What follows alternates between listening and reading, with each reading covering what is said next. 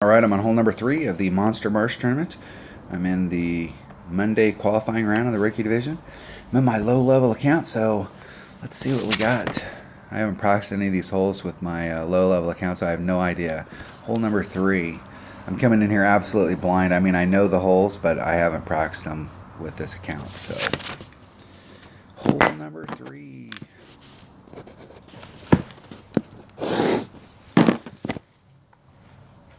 So my upper level account, what I'm trying to do is get in these shadows. And I'm trying to get in these shadows out here because I've got clubs that have enough curl to get on there so that I have a nice, I've opened this mouth up here and I'm going straight at the hole so that my second shot coming into the green has very little, if any, side spin on it. Because I've got that angle set up so that it's perfect. If you hit out here, it's not that, this isn't a bad area to be.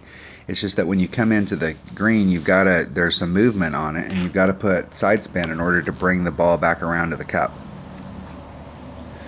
This mound here is super dangerous because it drops off along the edge, and I mean it drops off. So if you watch my videos on a regular basis where I talk about I'm always 2 rings off of any transitional surface. And if I'm using curl, I try and be 3 rings off any transitional surface to give myself room for the curl to become effective. I'm actually looking at this drop off that's here as the transitional surface, because if you hit, you'll come to this hole, and if you've played this game for any length of time, you've had this happen. If you come to a hole like this where it's got this drop off on the edge, and you hit a grate to the right, and you clip that drop off, and your ball, instead of going up and over, it goes flat, and you end up out here in the rough, and it takes this bounce to the right, where you hit a little bit too long, and it takes a bounce and you end up in the sand. You're like, what the heck is the deal? I had plenty of distance on there. There was no, and what happened is that you caught that hill coming down. So if you're here, your ball makes its normal bounce. If you overdrove it, or if the wind is playing a factor and you hit down here on this curve, then it wants to take a flat bounce. And so the same thing can happen if you hit it over here on the edge. You're coming in and you hit it up here and it goes forward, and you hit it here and all of a sudden it takes a weird bounce to the right and it's really flat, and you end up out here in this rough. And you do not want to end up out here in the rough. You don't want to end up in the sand. So when you got lower developed stuff, your goal is to just be out here in the middle. But the closer that you can be to those trees, the better.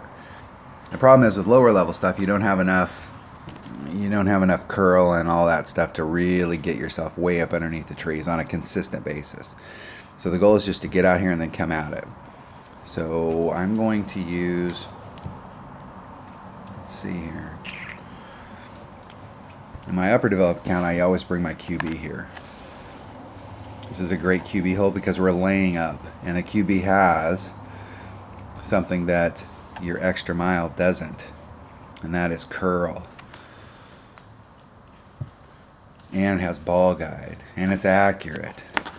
So if you make a if you hit 1 ring great to the left or the right, it's not going to kill you with a quarterback, whereas with a 29 accuracy extra mile and you hit it 1 ring great to the right here, you could be in big trouble. So I'm going to try and bring my QB and my Viper out. I'm going to start off with a katana just for the side spin and see if a katana will get me up there. If a katana won't get me up there, you can play this hole with a quasar. But when you're playing par 5s and you've got a lower developed account,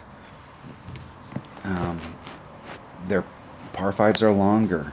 And one of the things that you don't have with a lot of your clubs is you don't have, your distance hasn't been developed, and you don't have some of those things. So bringing out bigger balls on these par 5s can be very helpful.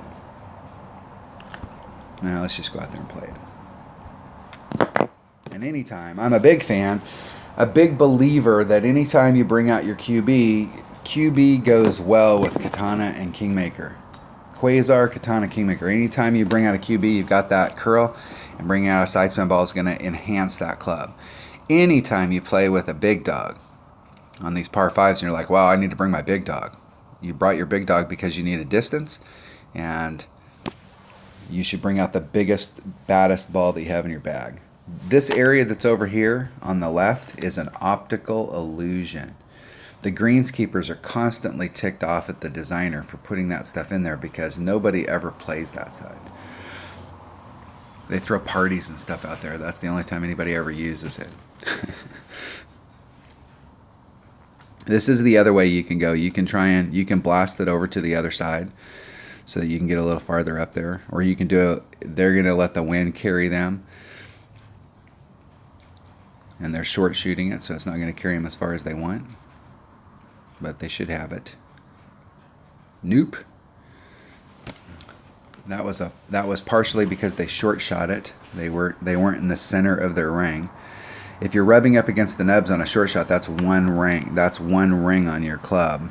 And on that club that they had there, I don't have a lot of topspin here.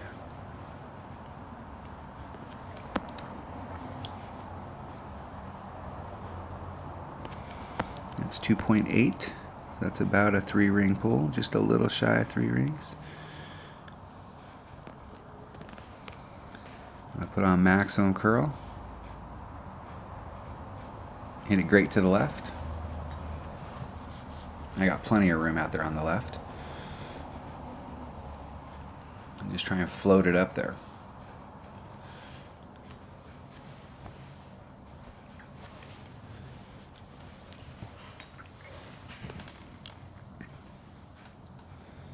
So my opponent brought their Big Dog.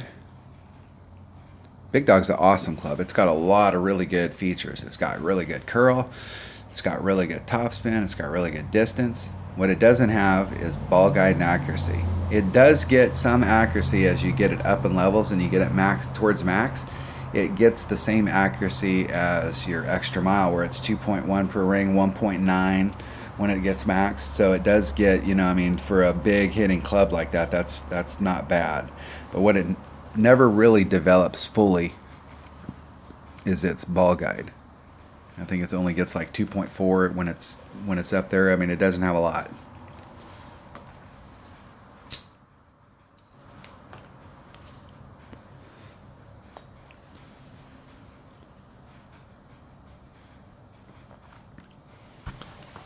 So when you got lower developed stuff, that's going to be a very, very dangerous shot. Okay, let's see where we're at in our club. There's max. A couple rings off.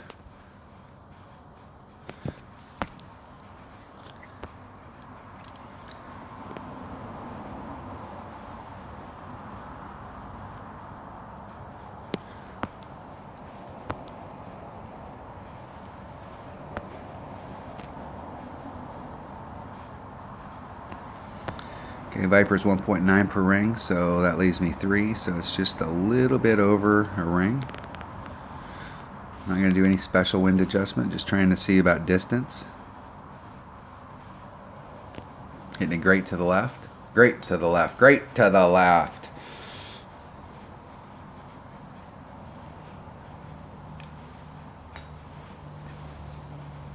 It's the one thing that I miss between upper developed clubs and lower developed clubs is ball guide. I could live without the extra power and the backspin and all the rest of that stuff. You can make adjustments for that, and you can use your clubs to their best advantage without that stuff. But the one thing that you pick up as your clubs get developed, if I was to rank those things in order, for me, the number one thing that I miss is ball guide. Number 2 is accuracy. And then probably number 3 would be backspin. And some of them it's curl too, but the curl is, if you're trying to do consistent shots, curl takes out some of the consistency on some shots. But the biggest thing that I miss between upper and lower developed clubs is ball guide. If you had low level clubs and you had great ball guide,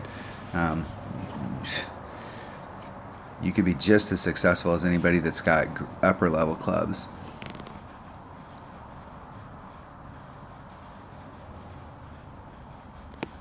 Hitting it perfect. In the hole. So we're just on track for the minimum score here, which is excellent.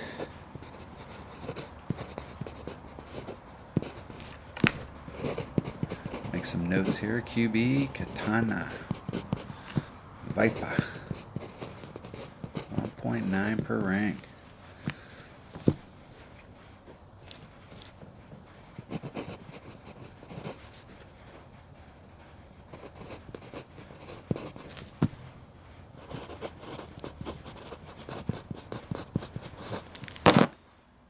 This hole right here, this hole right here, which is hole number 1 in the tournament, I'm using a backbone and a nav. So I've got it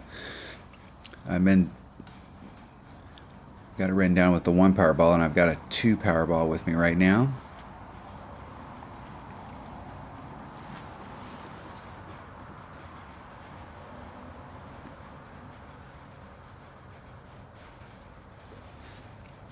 You're getting some bonus action here with these par 3s.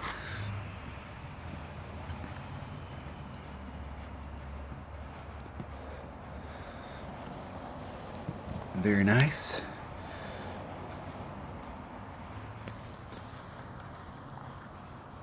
And I do have a backbone with me. Excellent. Where's my red line? I'm right at the red line. So I'm gonna go, I changed it up on my notes. I was blue ring out into this area here, but I'm gonna go blue ring in the front and more towards orange ring on the side. That gets me going in the right direction. 1.5 backspin.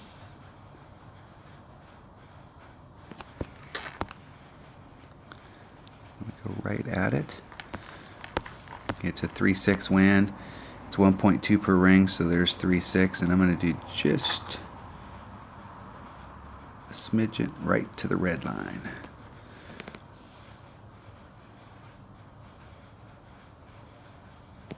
Hitting it great to the right, great to the left, great to the right. Somewhere in between that great to the left and great to the right, I'm sure that there is a perfect. But I haven't hit it yet.